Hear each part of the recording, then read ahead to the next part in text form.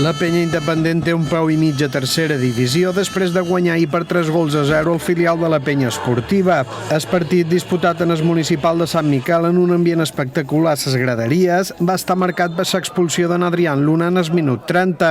El jugador visitant ja havia estat amonestat en el primer minut de partit per aquesta colzada i l'àrbitre li va ensenyar la segona targeta groga a la mitja hora de joc per protestar. Una acció que deixaven els de Santa Eulària amb inferioritat durant una hora.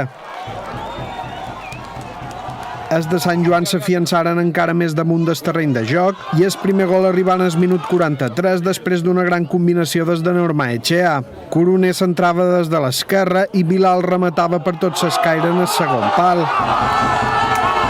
Els taronges haurien pogut anar-se'n en el descans amb un 2-0, però Tomillero tocà la pilota estant en fora de joc quan aquesta entrava.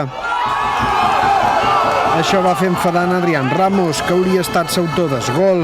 Ja en la segona meitat, els de Santa Eulària sortiren amb una marxa més en busca de l'empat, però la manca d'un jugador va pesar massa i en el minut 68, Dani Reales fa la paret amb Adrián Ramos i baten el porter Sisamón per fer el segon.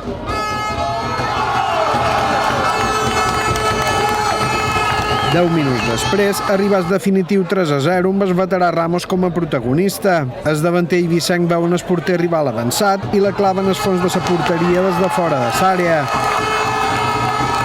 Quedaven més de 10 minuts per davant i el filial de la Penya Esportiva hauria pogut retear distàncies en un penal en el darrer minut de partit, però la sort ahir no estava de cara per el d'en Cristian Carranza i Hortal va endevinar xut de Leandro Vera. El seu germà Alejandro va perdre els nervis i va ser expulsat després d'agredir un rival.